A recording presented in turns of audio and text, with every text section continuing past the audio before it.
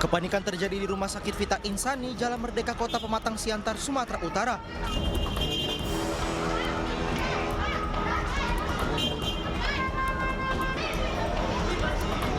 Pada Senin siang sekitar pukul 14.00 waktu Indonesia Barat, box listrik di salah satu ruangan di lantai 5 tiba-tiba meledak dan mengeluarkan api. Puluhan pasien pun terpaksa dievakuasi.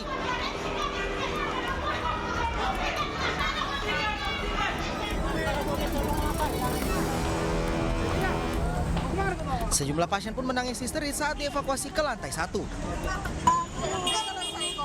Iya, nanti lagi.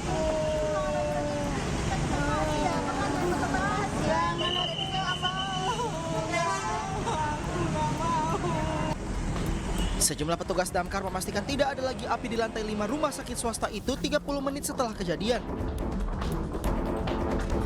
Sementara sebagian pasien memilih pulang karena trauma. Dari Pematang Siantar, Sumatera Utara, Dharma Setiawan, Ayus melaporkan.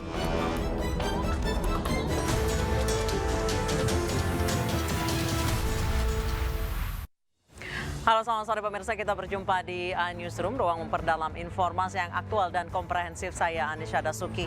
Kebakaran melanda pemukiman padat penduduk di bantaran rel kereta api di kawasan Cakung, Jakarta Timur, Minggu malam.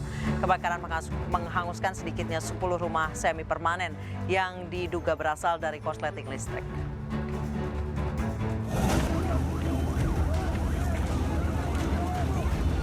Kebakaran melanda pemukiman padat penduduk di bantaran rel kereta api antara stasiun Klender dan stasiun Buaran.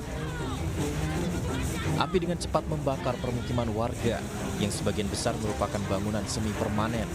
Sejumlah petugas Sudin Damkar Jakarta Timur yang tiba di lokasi langsung memadamkan api. Akibat peristiwa ini 10 rumah warga terbakar dan diduga berasal dari korsleting listrik.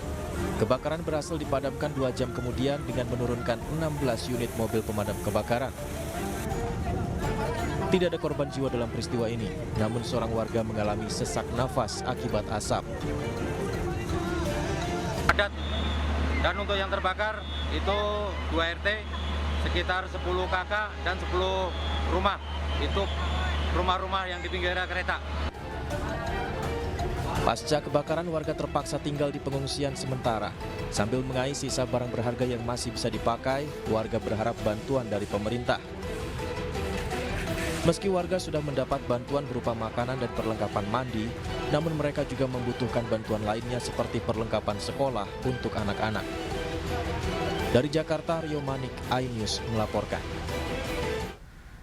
Pimpinan Pondok Pesantren Al Zaitun Panji Gumilang diperiksa Bareskrim Mabes Polri Senin siang. Panji Gumilang diperiksa atas kasus dugaan penistaan agama. Panji Gumilang ke Bareskrim pukul 13.50 tanpa melontarkan sepatah kata pun Panji langsung masuk ke dalam gedung Bareskrim. Panji Gumilang diperiksa atas dugaan aliran sesat dan penistaan agama.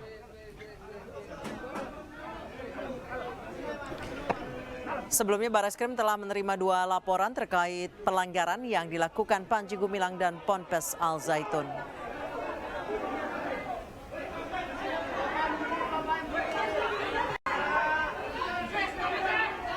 Bareskrim juga telah memeriksa beberapa saksi baik dari Majelis Ulama Indonesia dan Kementerian Agama.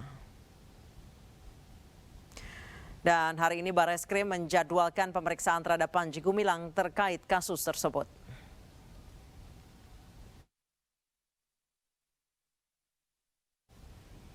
Seperti apa jalannya pemeriksaan Panji Gumilang sudah bersama kami Salam Rahmat yang berada di Bareskrim Polri. Salam, apakah sampai saat ini pemeriksaan masih berlangsung?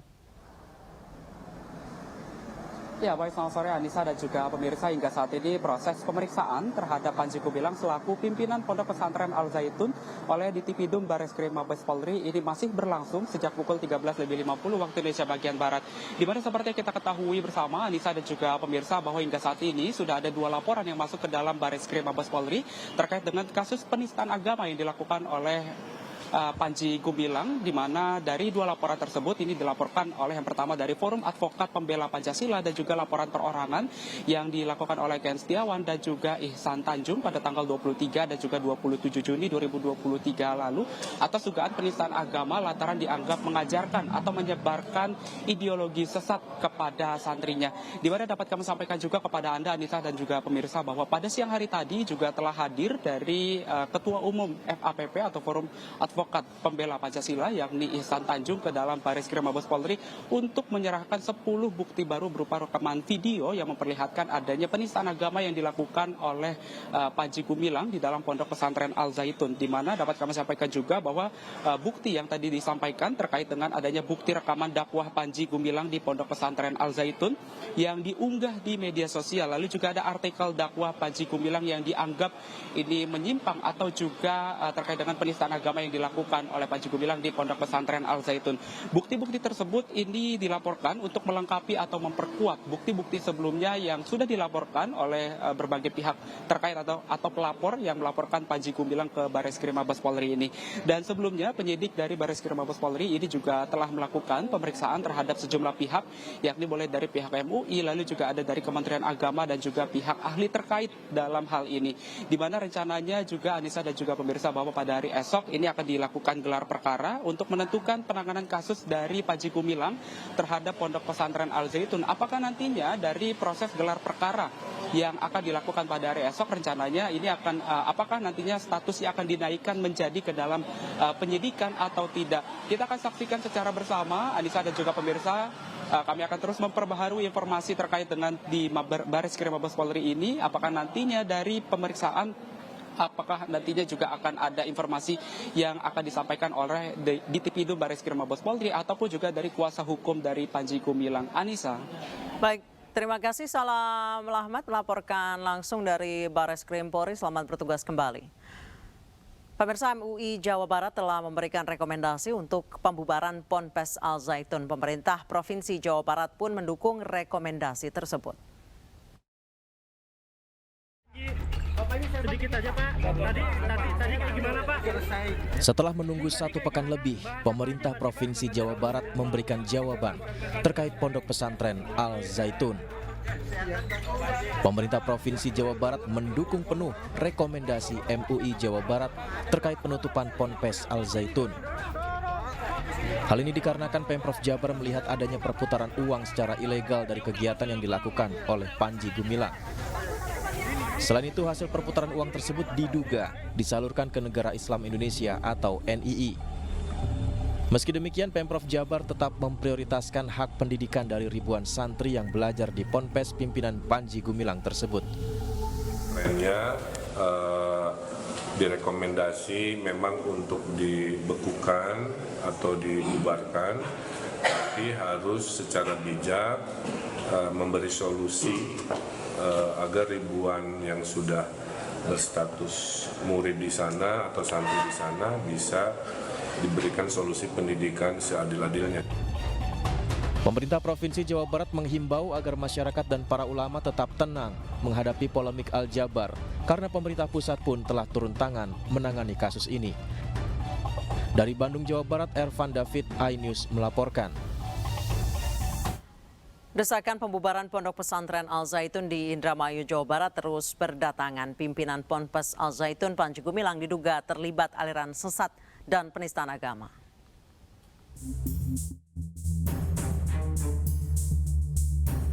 Eksistensi Pondok Pesantren Al Zaitun kembali menjadi sorotan.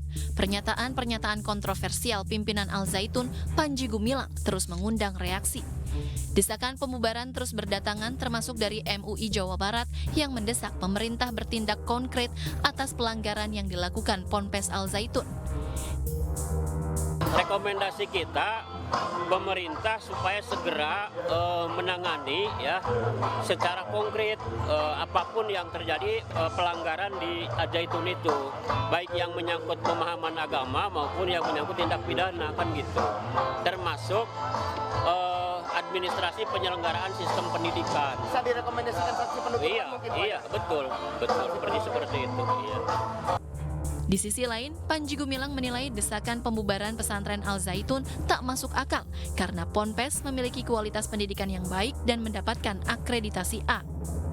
Terus mau membubarkan, masa bangsa Indonesia punya karya swasta, akreditasinya A unggul, disuruh membubarkan, ya buat lagi lah itu, jangan dibubarkan.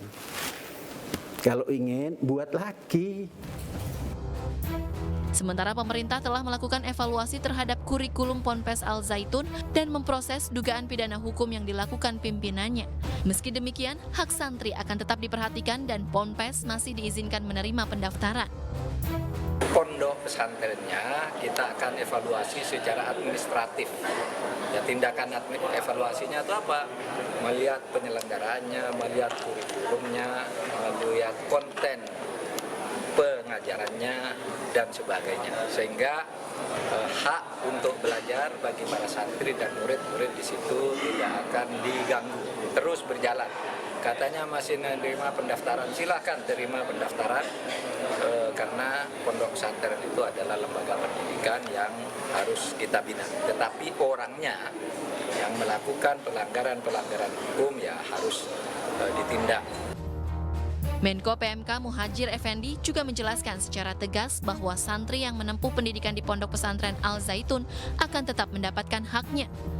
Berbagai kontroversi di Pondok Pesantren Al Zaitun menjadi sorotan, mulai dari saf salat yang bercampur antara laki-laki dan perempuan hingga pernyataan pimpinannya mengenai kitab suci Al-Quran yang menurutnya merupakan kalam Nabi Muhammad SAW. Aksi demo pun dilakukan di pondok pesantren tersebut hingga pemerintah pusat turun tangan untuk melakukan penyelidikan. Tim Liputan iNews melaporkan.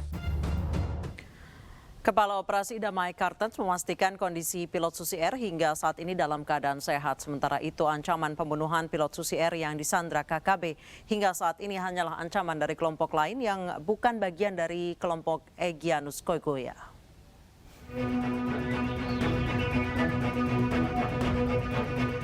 Ancaman pembunuhan pilot Susi Air yang disandra KKB bukan datang dari kelompok Egyanus Kogoya. Saat ini menurut Kepala Operasi Damai Kartens, Kombes Pol Faisal Ramadhani, ada beberapa kelompok yang dimungkinkan mencari momentum dari penyanderaan pilot Susi Air ini.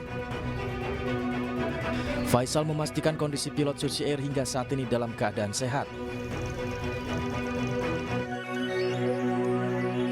Sampai sekarang dari hasil penyelidikan kami bisa pastikan bahwa pilot dalam keadaan sehat. Itu kami bisa pastikan sampai hari ini. Ya, tanggal 2 Juli ini pilot dalam keadaan sehat, dan tentunya dalam hal ini kami berharap terus bahwa situasi kondisi ini masih bisa terus terjaga. Sampai sekarang proses negosiasi yang diinisiasi oleh Kapolda Papua dan Pangdam 17 Cendrawasih bersama dengan stakeholder, baik pihak gereja maupun pemerintah daerah memang sudah berjalan dan masih terus menunggu perkembangan yang baik. Dari Jayapura, Papua, Freddy Nuboba, iNews melaporkan.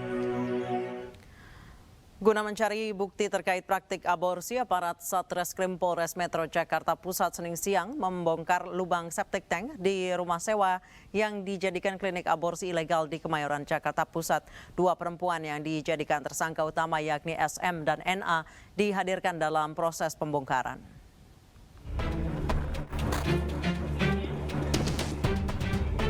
SM dan NA, 2 wanita yang merupakan tersangka utama atas kasus aborsi ilegal, siang tadi dihadirkan dalam proses pembongkaran lubang septic tank di sebuah rumah sewa yang dijadikan klinik aborsi ilegal di Jalan Mirah Delima, Sumur Batu, Kemayoran, Jakarta Pusat. Kedua tersangka digiring ke dalam rumah untuk menunjukkan proses pembuangan janin hasil aborsi dari lubang kloset kamar mandi dan tertampung di liang septic tank. Pembongkaran lubang septic tank pun dilakukan menggunakan alat berat jenis bor listrik. Menurut Kapolres Metro Jakarta Pusat, Kombes Pol Komarudin, pembongkaran septic tank untuk mencari bukti baru mengingat keterangan dari para pelaku jika janin hasil aborsi dibuang ke kloset. Pada kasus ini, tersangka NA merupakan otak pelaku utama yang berperan menyewa rumah, mencari pasien dan mengajak tersangka SM. Sementara tersangka SM merupakan eksekutor tindakan aborsi yang tidak memiliki latar belakang medis. Ironisnya, kedua tersangka merupakan residivis atas kasus yang sama dan baru saja keluar dari penjara. Hari ini kita melakukan pembongkaran untuk menemukan janin-janin yang menurut keterangan dari pelaku dibuang ke dalam sebuah kloset tentunya sampai dengan kepada septic tank, dan mudah-mudahan bisa kita temukan alat bukti baru dari janin-janin yang mereka buang. Sampai dengan saat ini kita telah menetapkan 9 orang sebagai tersangka. Selain SM dan NA, polisi juga telah menetapkan tersangka terhadap 7 orang lainnya, diantaranya SW yang merupakan pembantu di klinik tersebut, di mana bertugas menyiapkan peralatan aborsi dan membersihkan rumah, serta NA yang berperan sebagai sopir antar jemput pasien. Sementara 5 orang lainnya adalah pasien klinik aborsi tersebut. Dari Jakarta, Rani Sanjaya, iNews melaporkan.